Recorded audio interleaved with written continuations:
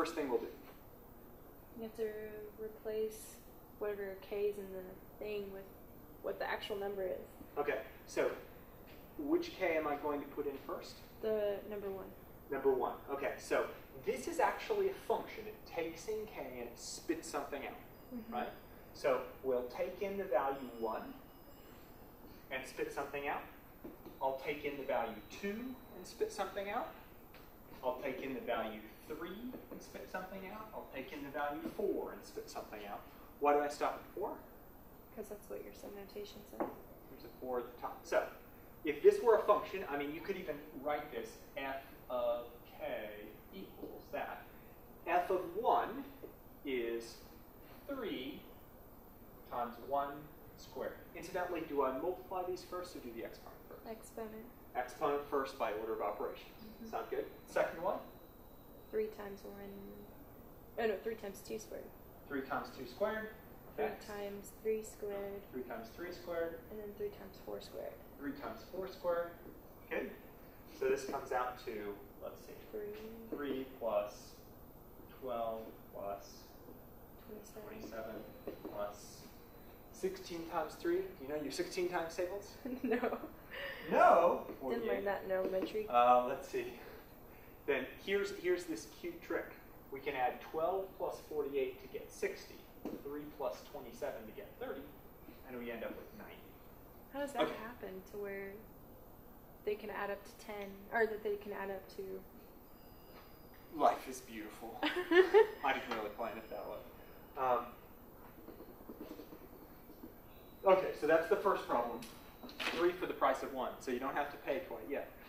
Problem 2, well, what would happen if I stuck in something like this? 3. What would happen if I just had a 3 in there? What am I supposed to do now? Add up 3 4 times? I should add up 3 4 times. You're exactly right.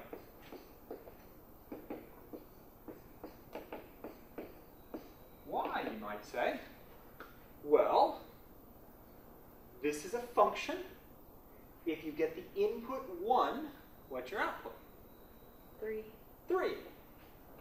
This is a constant function, specifically. In algebra, you might write f of x equals 3. No matter what the input is, the output is 3. So we've got 3 plus 3 plus 3 plus 3. And after a tremendous amount of computation, we get 12. 12. Yes. Okay. That's the end of the freebies. Remember, this was 3 for the price of 1, so you're going to have to pay for this one. Okay, now let's suppose that I had k equals 1 to 4 of h equals k to 5 of 2. So now, you might notice that this is a sum inside a sum, and you might notice that there's a k and then an h, which would be incredibly important letters. But if you don't know why, just believe me. Okay, so what do I do to start with here? Would your k value replace the k, the h equals k? Okay. This is a function. It takes just like this, just like this. You have to grit your teeth and just do what you're told. You're exactly right.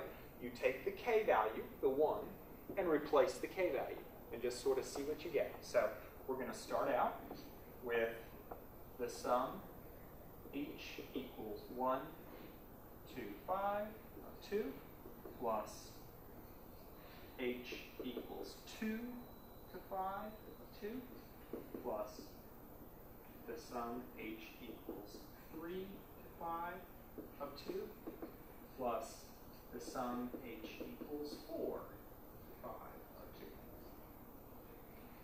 2. Okay, so I've now just followed that definition. Problem is I don't have something nice here. How do I deal with that? Wouldn't it just be 2 added up 4 times? Or Good. 5 times?